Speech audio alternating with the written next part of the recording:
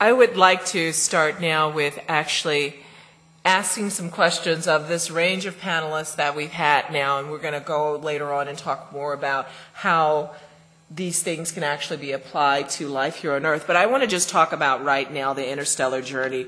And I'm struck by where to actually start on this and who to give the first question to. So I am going to actually start with Mark Millis, because you used a term transhuman, and you said transhuman is going to be necessary within before we could actually think about interstellar flight. I'd like you to give your definition of transhuman, why you think it's necessary, and then I'm going to direct the question to Dr. Contag. Okay, well, one thing, I wasn't saying it's necessary, I was saying it was likely to happen before. And the transhumanism, as I'm using it, is the idea of incorporating technology into your body, which is probably going to be more sophisticated later on. If you look it up on the internet, you might find things about people implanting magnets in their fingers, which then gives them the ability, when they're around an electrical circuit, to feel the vibrations and then start to get some intuitive sense of the electric fields around them. But the people who toy with these ideas, it's about designing their bodies to have extra attributes that we don't now, whether it's enhanced hearing, computer memory, or even eventually to some full robotics. So those things are happening regardless of any of this stuff, and is likely to reach some point of sophistication before we're able to send them. So what we can be as humans, or what we'll be changing as much as we try and figure out how to send us. So the question I would ask is, Dr. Contag, is there a requirement? We spent time talking about whether or not we actually try to optimize humans right now. Do we have to go to the implantation of other things in terms of human optimization of behavior, performance, and capabilities? So as you know right now, I look a lot at how organisms adapt to new environments. And I think that it's critical that we adapt to new environments. I would leave the idea of what is a human to someone other than me, mainly because, you are what you are, and you can't fundamentally change your circuitry unless you actually replace it. And that gets into an area that's an ethical issue, I think. But you can enhance with minimalistic things. You don't have to implant electronics. People have electronics implanted now that really doesn't change the ethical nature of the question, am I still a human being? You can, I'll just tell you the story because I was going to tell it anyway later on, that I was interacting with a patient who had 2 liver transplants, and he had C. difficile in such an incredible, overwhelming way, it totally destroyed the quality of his life. And what we did is we did a microbiome transplant. We put new organisms in his intestine to purposely crowd out C. difficile. Well, in some ways that was very much engineered, and it worked. It was amazing, but it was incredibly simple. So I'm reluctant to use the word transhuman. I think there are ways we can improve our health and well-being by using external devices and by using different kinds of therapeutics and cell-based therapies, for example, enhanced immune systems. Currently, we can put a virus in one of our immune cells and send it to a tumor and kill the tumor. The virus doesn't normally live within us, and we have the ability to then shed that virus and get rid of it. So transhuman, maybe. Adaptation to a hostile environment, absolutely. And Dr. Olabisi, I wanted to, since as the biomedical engineer sitting here on the panel, one of them, would you just sort of comment on it, and the spaceman, the space person that you had sort of laid out, what kind of things are we doing to them, and do you have any comments on the transhuman? Well, I guess as a biomedical engineer, we don't really think of it that way. I don't think of it as trans. I think of it more as a medical device. I think of it more as I mean, there are implants. You have the cochlear ear implants, and again, there are ethical issues because the deaf community sees it as a attempt to destroy their community because they have a rich culture, a rich language evolved around that. You have hip implants, which, I mean, to date, a lot of these things aren't better. They're replacing disease. But I do foresee a point where it will be better, but when you talk about, I guess it's really just a semantic issue from my perspective. Because when you talk about trans, it makes me think of a new species or something, and I see it as you're still human. You just now have devices, I guess. I would like to, just to continue on with that, I'm going to ask if there's anyone else on the panel who would like to say anything about that area before moving on. We can always come back to it, but I was just struck that it was part of. No? Okay, we'll come back to it later, Dr. Denning. Dr. Friedman and Dr. Tarter, one of the things that we always talk about when we look at space is what do we actually know? So, Dr. Friedman, when you talk about sending precursor missions out to all these places like Oort clouds and the heliopause, and what is it that you're looking for? What is it that we don't know? Don't we already know most of that? What is it that we don't know? The easy answer to your question, Mae, is Voyager. It's been getting surprises out there in the heliopause. It didn't know everything. And that's a spacecraft that wasn't instrumented for that part of exploration. So I think there's much to be learned. When we started developing the mission called New Horizons, we thought Pluto was a planet. Now we're finding out it's just one of many objects of a whole different class of that is important in the solar system evolution.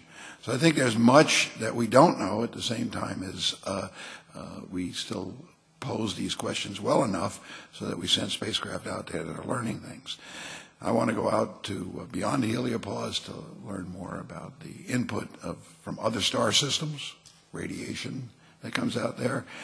This idea of going to the solar gravity lens focus and being perhaps able to image or listen to something from an identified, maybe Jill will have by that point an identified target that we'll be able to line up with and go out there, or 10 available targets that will put 10 little probes out there and distinguish new signals or perhaps even resolve things on other solar planets using the magnification gain from the solar gravity lens focus. So I think we would learn things scientifically, and of course we'll be learning things technologically. We'll be developing ultra-thin solar sails, perhaps even manufacturing them in space.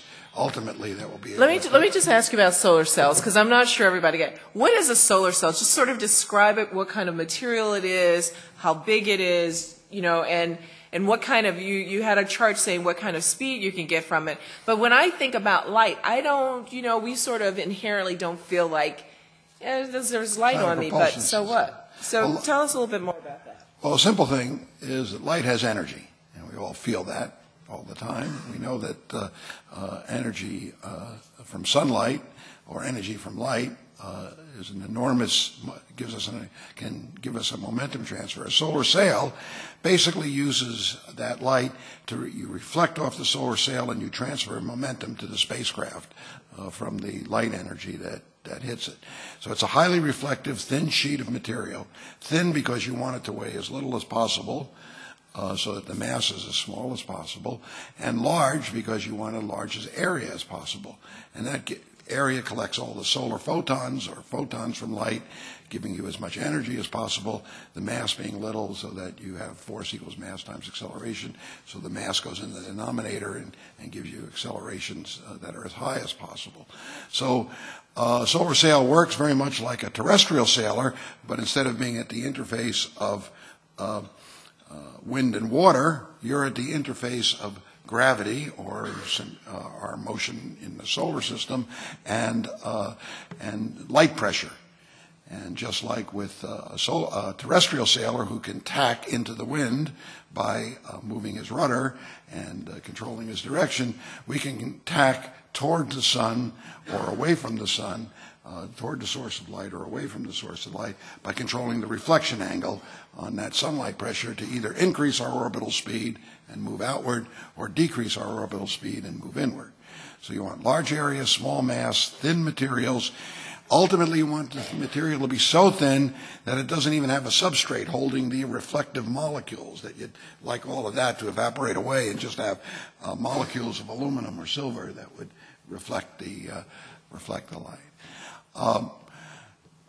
The trick, I think, the other thing that will advance, and I'll wrap this up quickly, is what can we put on these ultra-small spacecraft to make them both reliable electronically so that your computers last a long time and communication systems last a long time, but they can measure things.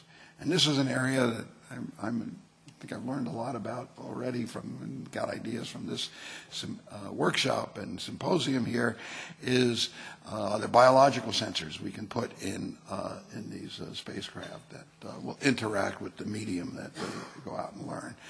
There are other devices that we can use for measurements that will allow us to pack up a lot of data in a small area.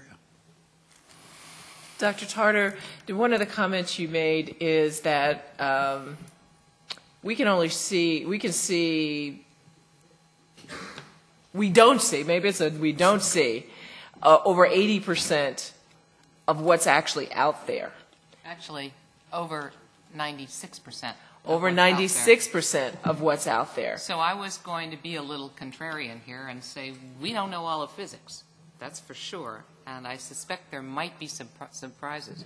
We have evidence that massless particles called photons can travel at the speed of light over very large distances, but sometimes they're altered. What we don't know yet is whether items with mass can travel close to the speed of light without some as yet unknown interaction with what we're now calling dark matter or dark energy, or whether, in fact, we just don't get gravity right.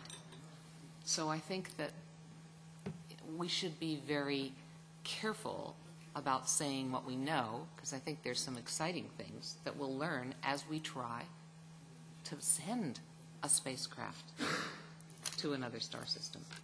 And is that that's a direct result of trying to get just to get it there, all of a sudden you're going to realize, well, our physics really isn't quite right for the description. Right. So what constitutes dark matter? And although we have reasons to believe that it doesn't interact very strongly with matter that we're talking about, we're now talking about a large spacecraft moving at fair fraction of the speed of light. We've not done that, and so not interacting very much might end up interacting enough to ruin our whole day. So. I think someone had, okay, there. Yeah, to continue on that answer, I mean, we know that space-time has the property of being an inertial frame. We don't know why, and we don't know if it's really even. And the dark matter is actually a working hypothesis for seeing that rotating galaxies were holding together more so than we expected. Other things with the precursor things is just learning by doing. Equipment reliability, right now we could probably push it to centuries, but by doing these little steps, we're going to discover things that we didn't anticipate that are all going to be part of what we have to figure out to do the longer range things.